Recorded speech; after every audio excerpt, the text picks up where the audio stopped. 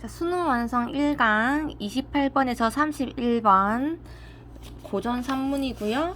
윤지경 전입니다. 자, 이 작품은 소설이긴 한데 실제 역사적 배경이랑 겹치는 부분이 있거든. 지금 여기서 나오는 막 자기 딸이랑 결혼해라 라고 우기는 왕은 실제 왕인 중종이고요. 그리고 이 부분에서 나오진 않지만은 뒷부분 줄거리에 나오는 기묘사화라는 조광조 숙청 사건, 그거랑 연관된 스토리가 나옵니다. 일단은 본문에 실려있는 내용부터 볼게요. 자, 앞부분 줄거리에 조선시대 재상 윤현의 아들 지경은 참판 채옹이를 집에 머물다가 그의 딸인 연화랑 사랑에 빠진다. 자, 인물 정리하는 게 중요하죠. 재상 윤현이고 아들은 지경이고, 그러면 아들 이름이 윤지경이 되겠죠. 고전에서는 이 성씨를 잘 봐줘야 돼. 자, 그리고 채홍일 윤지경의 장인어른이 될 거고, 그리고 윤지경의 딸 연화, 그러면은 이 연화는 최연화가 되겠지. 자, 그러면은 연화랑 지경이랑 둘이서 사랑을 하는 거야. 그런데 이후에 장원급제를 한 지경이가 희양군이 청혼을 합니다. 이때 희양군은 중종의 동생이에요. 그래서 중종의 동생이면은 엄청 왕족이니까 힘이 좋죠. 그래서 청혼을 하지만은 지경이가 이를 거절합니다. 왜? 지경이는 이미 연화랑 결혼을 하기로 했거든. 약혼을 했거든. 자, 희양군은 임금한테 지경을 연성공주의 부마로 택할 것을 청한다. 부마라는 거는 임금의 사위고, 이제 연성옹주가 이제 중종의 딸이죠. 이 희양군도 웃겨. 지가 지 딸이랑 결혼 못 시키니까 왕의 명은 거절하지 못하겠지. 이래서 엿먹어보라고 지금 임금을 꼬드겨가지고 자기 사이로 들여라라고 하는 거야. 근데 여기서 임금도 웃깁니다. 임금도 굳이? 라고 생각 안 하고 꾸역꾸역 사이로 들이려고 해.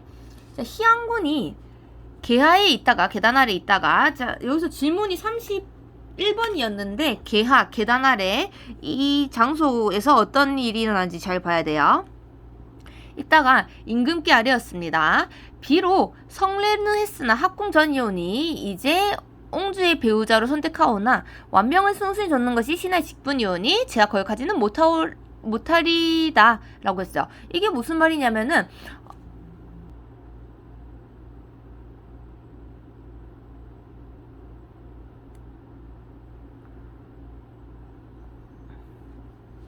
고정을 해놨는데도 흔들리네. 하여튼 이게 무슨 말이냐면은 비록 결혼을 한 거는 누구냐면은 연화랑 지경이가 결혼을 이미 했지만 합궁 전이다. 어머, 얘네들이가 순수하게 우리 사랑만 하고 아직 첫날 밤을 안 보낸 거야. 그래서 합궁 전이니까 옹주의 배우자로 선택하오나 왕명을 순순히 줬는 것이 신하의 직분이요. 이 지경이는 왕의 명령을 따라야 되기 때문에 어차피 합궁 전이면은 첫날 밤 안 보냈으면은 결혼한 거 아니다. 남남이다. 그래서 임금한테 사이로 들여도 된다 라고 얘기하는 거야. 자, 임금이 환한 얼굴로 가로되 너를 사랑해서 나의 사이로 들이려고 하는데 왜 사양하면서 핑계를 대냐라고 물어봐요. 그랬더니 지경이 머리를 땅에다 가로되 어찌 감히 처녀로 성례함이 없사오면 은혜로운 혜택을 사양하리이까. 처녀가 누구예요? 앞에서 최연화, 최씨였죠. 그러니까 내가 연화랑 결혼만 안 했으면은 당연히 은혜로운 혜택, 당시에 임금의 사위가 되는 거는 다들 원하는 자리겠죠. 그래서 내가 연화랑 결혼만 했으면 당연히 너의 제안을 거부하지 않겠지 라고 왕한테 말한 거예요. 그랬더니 임금이 화를 계속 냅니다. 네 불과 소년 장원하여 환세하고자. 소년 장원이라는 게 무슨 뜻이냐면은 어린 나이에 지금 출세를 했다라는 거야. 어린 나이에 장원급제를 해서 환세, 세상을 현혹시킨다라는 뜻이거든요. 그러니까 네가 지금 네 잘난 맛에 내 말을 꺼리는 거냐라는 거예요. 이 임금도 약간 자격지심 있는 것 같기도 하고. 자, 그래서 지금 네 감히 임금인 내 말을 감사합니다 넙죽 안 받고 이렇게 따지다니 어쭈 이런 말을 하는 거야. 그래서 지경이 머리를 조아려서 가로되 신이 어찌 또 감히 속여서 아래리까. 사람마다 은혜로운 혜택을 원하옵거든 어찌 꺼리오며 신의 나이 어려우되 조정신하들이 모여싸우니 불러 부르소서. 자, 당연히 내가 어떻게 임금을 속입니까? 사람마다 은혜로운 혜택을 원하옵거든 어찌 꺼리오며, 즉 다들 임금의 분하가 되고 싶어 하는데 자기가 꺼릴 이유가 없다. 그런 말 하지 마라. 그리고 내가 아직 어리니까 조정신하들한테 물어봐라 라고 하죠. 그랬더니 임금이 얼굴빛이 싹 변해. 그러면서 합궁전은 남이라. 임금의 생각이에요. 아직 너네가 첫날밤 안 보냈으니까 남남이다. 옛 사례가 있으니 옛날 이야기를 근거로 들어가지고 자신의 주장을 뒷받침하고 있죠. 성종 때 실제 이야기를 하고 있어요. 경혜공주가 혼례를 했는데 아직 첫날밤 치르지 않고 죽어버렸어. 그래서 결국에는 파혼되고 이제 경혜공주의 남편은 부마에서 탈락했겠죠. 공주가 죽어버렸으니까. 그래서 이 왕족한테도 참 불행했다. 그래서 네 위험이 이 상황에 더하냐. 옛날 상황을 끌어와서 너도 그런 일 있기 싫으면은 내 말 들어 라고 얘기합니다. 그랬더니 지경이는 뭘 하냐면요. 나는 그거랑 다르다. 왜? 그때는 차라리 공주가 돌아가셔가지고 공주가 죽어서 상관없는데 지금 자기 자신은 최 씨가 죽은 게 아니잖냐. 내가 임금의 사이로 최 씨를 배신하고 결혼을 또 하면은 최 씨는 젊은 나이에 과부가 돼서 평생 혼자 살아야 된다. 그러니까 전하는 너그럽게 제발 사람된 도리로서 생각을 하고 다시 말해달라라고 하죠. 그랬더니 자꾸 이 얄미운 희양군이 옆에서 말해요. 빙체를 거두고 채녀를 다른 데로 보내면은 혼자 안 늦는다. 자, 빙체는요 결혼할 때 서로 주고받는 예물 같은 거야. 그러니까 그거를 없던 거 쳐라. 그거 다시 돌려줘라. 그리고 채녀는 다른 동네에서 살고 있으면은 아무 문제될 거 없다라고 해요. 그랬더니 이제 지경이도 참다 빡치죠. 지경이가 드디어 빡쳤어요. 자기가 당초에 소관에게 구원하다가, 즉 자기는 누구야? 여기서 희양군이야. 이제 희양군한테 대놓고 뭐라 하는 거예요? 희양군, 네가 처음에 소관, 이게 나예요. 나가 누구야? 여기서 지경이겠죠. 윤지경. 네가 네 딸이랑 나랑 결혼시키려고 하다가 채가랑 내가 결혼을 이미 약속했다 라고 해서 거절을 했더니 이것 때문에 마음속에 앙심을 품어서 임금님한테 얘기를 해서 전하에 해를 끼치고 임금한테 해를 끼치고, 왜냐면 자기도 거절할 거니까 임금의 부탁이라도 아부한 죄를 면치 못할 것이다. 너는 아부를 했다 임금한테. 신하의 자식이 많거늘, 즉 이 궁궐 안에 자기 말고도 신하가 충분히 많은데 고이한 소인의 간사함을 깨닫지 못하시니, 자 여기서 뭘 하냐면은 이 궁궐 안에 신하가 많다라는 말은 자기 말고도 지금 이 공주, 연성공주랑 결혼시킬 사람 많은데 굳이 나를 선택하는 거는 이 임금도 멍청하다. 고이한, 개이한 소인의 간사함, 소인은 여기서 희안군입니다. 희양군의 나쁜 마음을 알아차리지 못하는 임금, 너도 멍청하다 라고 얘기를 해요. 엄청 강력한 항방이죠. 그랬더니 임금이 아주 화가 나겠죠. 지금 자기 명령도 거절하는데 자기도 욕하고 자기 동생도 욕을 해. 자, 임금이 크게 화가 나서 말을 합니다. 희양군은 내 동생이다. 그러니까 너한테는 작은 임금인데 감히 욕을 하냐. 그러니까 너 자식 못 가르친 채로, 미안해요. 쌤 지금 부산 왔는데 만두가 생커피 먹었어. 만두손. 얘들 안녕. 귀여워.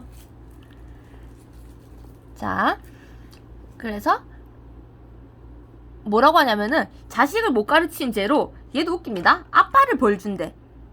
지경이를 벌 주면 되는데 지금 윤지경 아버지인 윤현을 벌 준대요. 자, 지경이는 이제 지긋지긋한 거야. 그래서 이때 웃는 건 거의 비웃는 거죠. 웃으면서 전하 중흥 19년에 일을 갔사온 성덕이, 즉 임금님 너 참 성덕 있고 훌륭한 임금인 거 안다. 심상궁곡에 미쳤거늘 온 백성들이 너를 존경한다. 근데 왜 나한테만 이러냐. 무고하신 정사가 이러하시니 죽어도 항복지 않니하리다. 즉 네가 아무리 나를 이렇게 협박을 해도 너가 옳지 못한 일을 하고 있기 때문에 나는 절대 네 말 안 들을 거다. 얘도 이제 좀 고집 있죠. 자, 임금이 더욱더욱 화가 나가지고 내 윤지경을 못 제어하리요. 군부를 욕한 죄로 의군부에 가두고, 자, 내가 감히 너 따위 하나 뭐 처리 못하겠냐. 임금을 욕한 죄로 너를 깜빵에 가두고, 또 윤현을 가두고, 아빠도 가두고, 길레나를 받아놓고 채용이는 빈체를 돈으로 주라. 자, 웃깁니다. 이 중종 뭐 하려고 하냐면은 이 윤현이랑 윤지경 이 부자를 깜빵에 가둡니다. 또 그래도 결혼은 시키겠대. 자기 딸이랑 연성옹주랑 결혼시키고, 또 채용이는 빈체를 돌어주라. 윤지경이 채용이랑 결혼 약속했죠? 그거 취소시키겠대. 아, 독합니다. 하시니 윤지경 부자가 옥에 갇혀서 원통이 하면서 말하는, 당연히 억울하죠. 신의 자식이 망령되어 상의를 불복하와 범죄 이렇듯 하오니, 자, 그러면은 윤현은 아들 편일까 아닐까? 앞부분만 봤을 때는 저의 아들이 망령돼서 임금님의 명령에 불복해가지고 이렇게 범죄를 저질렀다. 우리를 죽여도 상관없다. 당연한 일이다. 그치만 채용일의 딸은 지경의 아내고 나의 며느리다. 즉 연화는 이미 우리 아들의 아내고 나의 며느리다. 전하의 성독으로 임금님께서 제발 생각 좀 해가지고 신자의 인륜을 잊게 하시면, 우리가 약속한 이 인연을 잊게 하시면은, 최씨 비록 미약한 여자이오나 연화가 여린 여자지만 천은을 감축하와 화산의 풀을 맺어 성덕을 값사올 것이요. 이런 거 결초본 같은 사자성어를 풀어서 표현한 거죠. 그러니까 네가 우리 가족 좀 냅두면은 연화도 나중에 너한테 충성을 맹세할 거다. 신의 부자 충성을 다할 것이니 북원성상은 익히 헤아리옵소서. 우리가 충성을 다할 거니까 제발 정신 차리고 우리 좀 풀어주시고 우리 가족 그대로 냅둬주세요. 고문대가의 재랑을 간택하오셔 만복을 누리게 하옵소서. 고문대가라는 거는 잘나가는 집안의 자식이란 거예요. 그러니까 충분히 잘나가는 집안에 거기에 훌륭한 인재 많으니까 거기서 사위 골라가지고 너희끼리 잘 먹고 잘 살아라. 우리 아들은 연화랑 결혼해서 잘 살게 냅둬라 라는 거죠. 결국에는 아들 편이에요. 자, 그랬더니 임금이 대답을 합니다.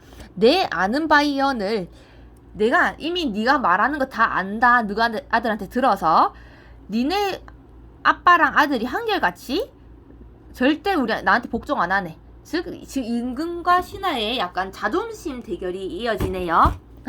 미안.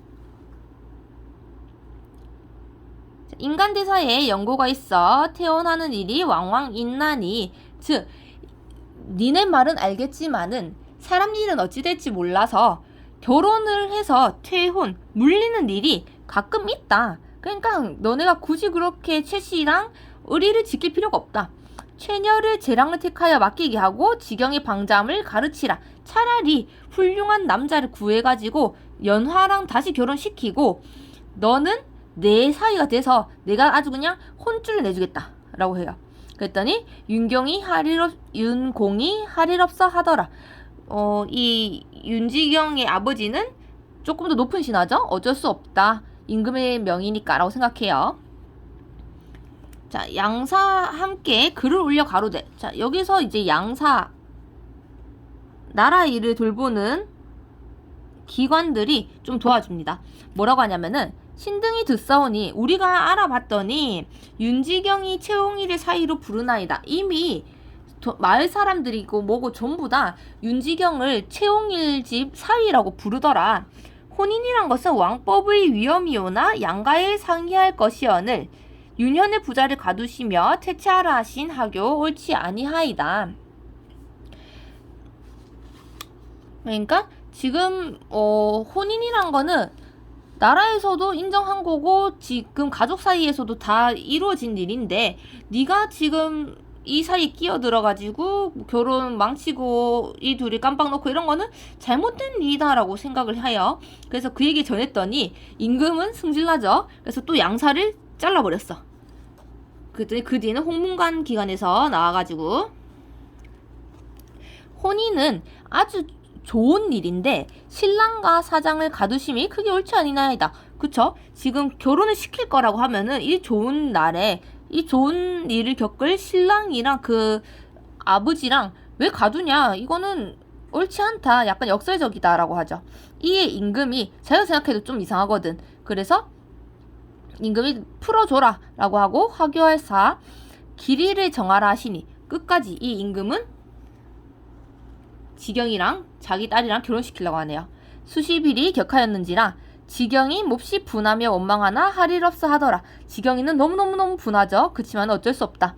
자, 임금이 뭐라 하냐면은 지경이 죄 중 하나, 지경이 너의 죄가 중 하나 아주 나쁘나 길일 전에 관면이 있으리라. 결혼 전에 내가 너 관직 하나 내려주겠다. 약간 권력 이런 걸로 찍어 누르죠. 하시고 옹교를 내리시니 지경이 할 일 없어 입공하더라. 지경이도 이제 지긋지긋해서 어쩔 수 없이 알았다 하고 그걸 받아들입니다.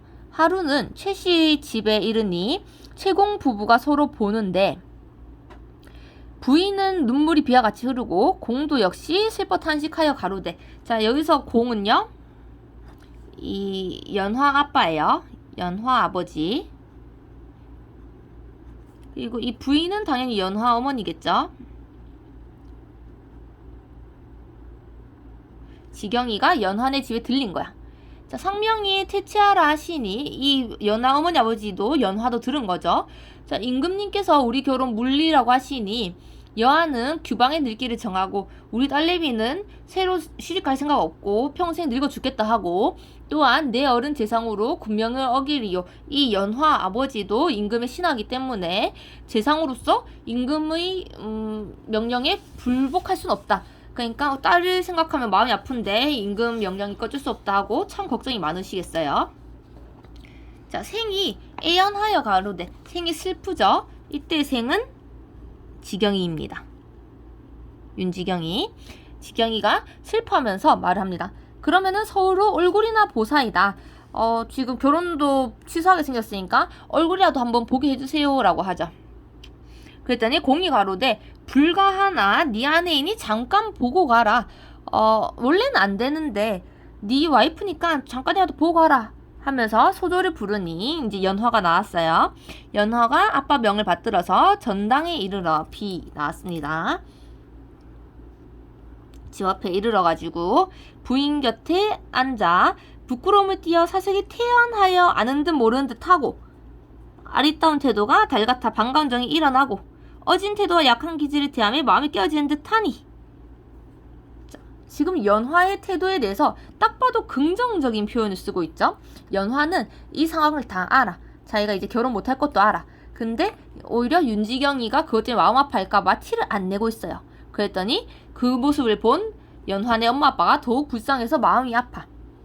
자, 돌아가기를 잊고 있으나 잊고 앉았으니 공이 여하를 들여보내고 이 지경이는 연화를 보고 나서 헤어지기 싫어하고 계속 옆에 앉아 있었어. 그랬더니 이제는 그냥 돌아가라라고 연화 아버지가 연화는 들여보내고 지경이의 손을 잡고 밖으로 나와서 타 이릅니다. 어쩔 수 없다. 이거는 임금의 뜻이라서 어쩔 수 없다.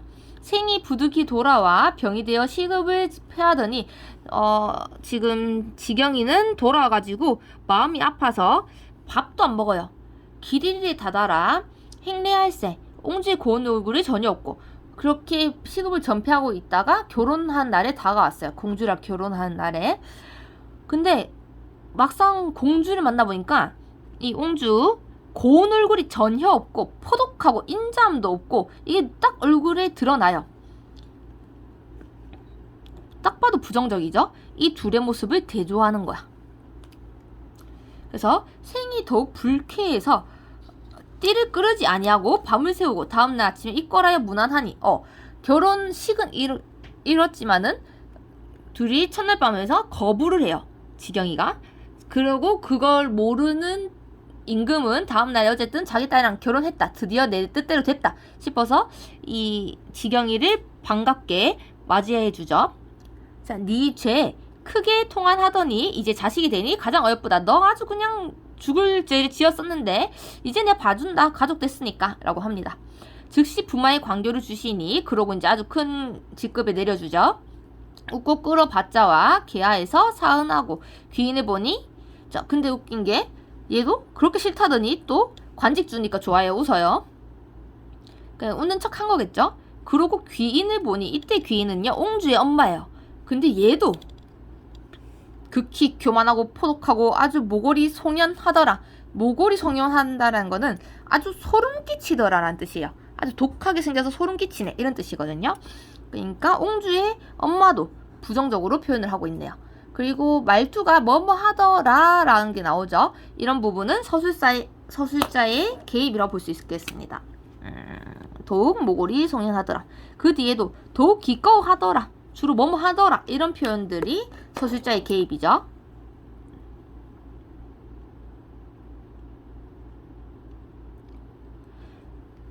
부마가 이제 이때의 부마는 누구야? 결혼했으니까 지경이겠죠. 지경이가 집에 돌아와서 대문에 들면서 하인을 명하여 가마를 산산있게 치고 들어와 소매 속으로부터 부마의 관계를 내어 땅에 던졌어. 자, 앞에서 웃는 척 한 게 맞았어. 왜? 그 임금한테 받은 거 열받아가지고 땅에 던져버립니다. 앞에서는 이제 말 못하고 뒤에서 씩씩거리는 거죠. 불만을 표출하는 거야. 그랬더니 윤공이 크게 책망하여 가로되, 이때 윤공은 지경이 아버지입니다. 윤현씨가 뭐라고 합니까? 이 어인일이요, 임금이 주신 거를 함부로 여기면은 아주 불경한 태도이다 하고 다 일렀대. 그래서 이 윤현의 태도는 임금에 대한 충성심이 매우 있다, 이런 거를 알 수 있겠죠. 그래서 마지막 C까지. 그러면은 질문이 31번이었으니까 31번을 한번 보자면, 자, A 계하에는 희양군이 윤지경의 주장을 수용하는 공간입니까? 윤지경이는 뭐라 했어요? 결혼할 수 없다. 난 최씨랑 결혼하겠다 했죠? 근데 희양군이 끝까지 계속 그거를 물리고 연성옹주랑 결혼해라 라고 했으니까 수용하지 않았어요. 또 A는 윤지경이 채녀와의 합궁 이후에도 머물렀던 공간이라 했는데 채녀와는 아직 합궁하지 않았죠. B는 전당, 이 채녀를 만나는 곳. 이 전당에서는 윤지경이 채녀와의 혼인을 단념합니까? 어쩔 수 없다라고 하나요? 아니죠. 오히려 채녀를 보니까 더욱 그 사랑하는 마음이 일어나서 벗어날 수가 없는 거야, 이 공간에서. 마지막 C는 이제 집에 돌아와서 던진 거, 그 부분이고, C는 옹주와의 혼인으로 인한 윤지경의 내적 갈등이 해소되지 않죠. 현실은 채녀랑 살고 싶은데 옹주랑 결혼해놓으니까 승질이 있는 대로 났어. 그래서 답이 5번인데, C는 임금에 대한 예를 지켜야 한다고 생각하는 윤현의 인식, 마지막에 임금이 주신 거 던지면 안 된다라는 부분이 있었죠. 이 부분에서 알 수가 있겠네요. 그래서 답이 5번이 되겠습니다. 그리고 이 작품은 아까도 말했듯이 허구지만은 실제 이야기랑 섞여서 있었다고 했죠. 실제 이야기, 그 뒤에는 결국에 연성옹주랑 결혼은 했지만은 밤에 몰래 나가가지고 지경이가 연화랑 막 담 넘어서 밀회를 즐긴 거야. 이게 나중에 들켜가지고 연성옹주 표독하다 했죠. 결국에는 둘이 각각 유배를 가요. 근데 나중에 기묘사가 일어났더니 임금이 급하게 이 아주 훌륭한 재상인 지경이를 불러들이고, 그리고 지경이가 다시 연화를 불러들이고, 그래서 결말은 지경이가 연화랑도 결혼하고 연성옹주랑도 결혼해서 셋이서 행복하게 산다라는 이상한 결말로 끝이 납니다. 자, 이 작품은 여기서 끝낼게요.